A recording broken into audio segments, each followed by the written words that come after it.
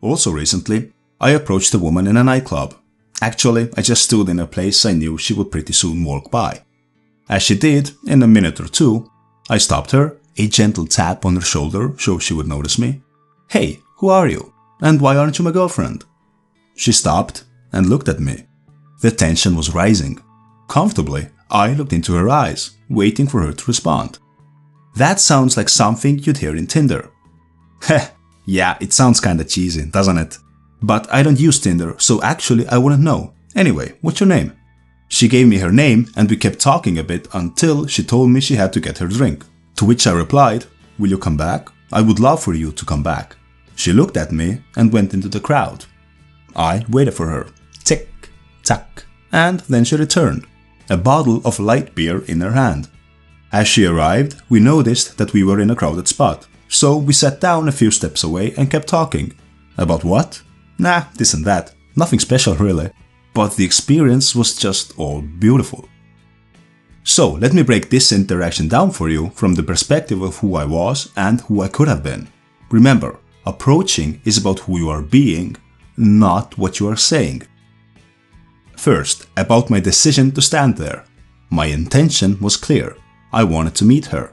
While most other guys would have been nervous or felt like they would appear too needy, I was relaxed. I was just waiting. I mean, come on. I'm a man, she's a woman. Why would I not wait for her to come by? What's bad about that? Ah, and then she neared my vicinity. A gentle tap on her shoulder. My intention was clear. I wanted to meet her. "Hey, who are you? And why aren't you my girlfriend?" This is a classic line from San Perion. I just wanted to use it. I could have used almost anything.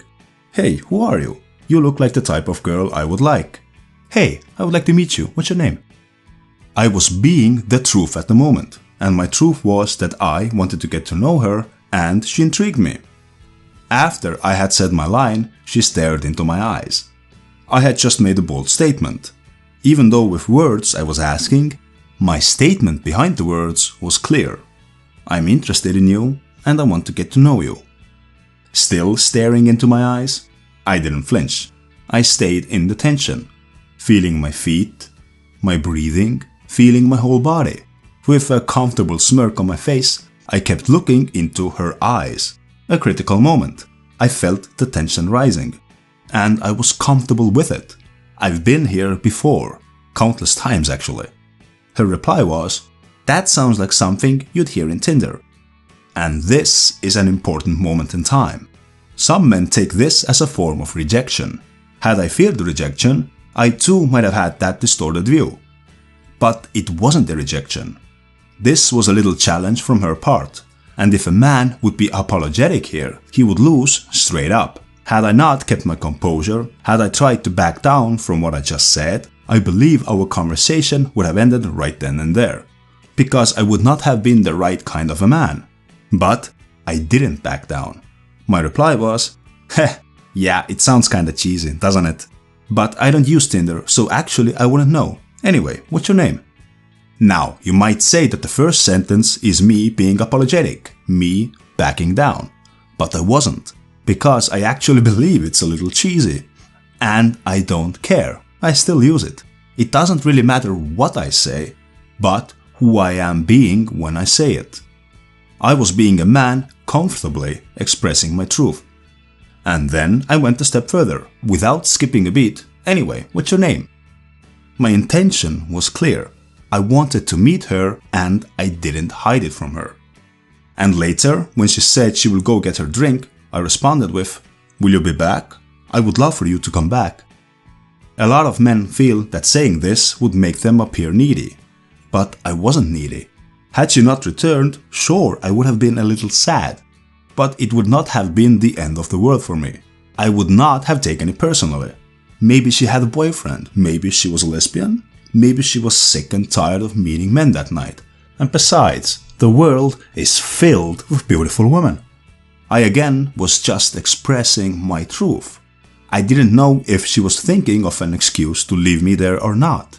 I didn't take the chance. I said what I felt. My intention was clear. I wanted to meet her, and I didn't hide it. When she returned, I led her to a chair, pulled it a couple of centimeters to where I wanted her to sit, and with a gesture of my hand, told her to sit on the chair. As Hypnotica loves to say, women want to be led. It wasn't a big example of leading, but I was leading her. And to be fair, most of the times men lead women is in a small ways. Tell me your name, sit here, walk on that side on the sidewalk, let's go there, etc. Now, these were just 2 examples of me approaching a woman, but they illustrate my method of the truth.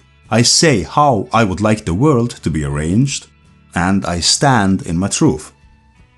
Can anyone pull this off? Can anyone have meeting women be simple and easy? Yes and no. Yes, everyone can do it if they put in the time and commitment to better themselves in this area of life. But not a lot of men do that. You have. You might not be 100% there yet, but soon you will be. And it will catch you by surprise. One day in the future, you will look back and realize that approaching women has become easy. The biggest quote-unquote secret to becoming successful with women is showing up, interacting with them more, telling what you want. Then, if you're learning from naturals like David D'Angelo, Zan Perion, Hypnotica, and Brian Begin, you can reflect on your interactions and become better for the next ones, step by step, 1% at a time. Before we get into this lesson's exercise, let me sum up what we have discussed here. Approaching women is simple and easy. You don't need no fancy lines. The truth will do. It's not about what you say to a woman, but who you are being what's important. To be the right kind of a man, you will have to base your notion of success on whether or not you showed up as a man. Even if she rejects you, at least you showed up. You did what a man is supposed to do. Also, to be the right kind of a man, you will have to be okay with the possibility of rejection, because then you are more relaxed and attractive by default, and your approaches will reflect that. For this video's exercise, I would love to tell you to go out and meet women you're attracted to in an honest way by telling your truth. But it's one of those things I can't really tell you. Here's a funny thing that happens a lot. Usually, men are afraid to go and approach women they are really into. They will do it, however, if a mentor or a coach or a friend tells him to. Then he will be like, "What? Approach that girl? Yeah, I can do that." And then they approach and everything usually goes better than they hoped for. However, you will have to approach women you are interested in with intent because you want to, without anyone telling you. That's a lesson you have to master on your own for your own sake. So, for the final exercise in this course, you just have to complete the exercise where you need to talk to 8 women on the internet using the Ford method. Only when you have done so have you completed this training course and can watch the outro video. So, good luck, and I will see you in the final video.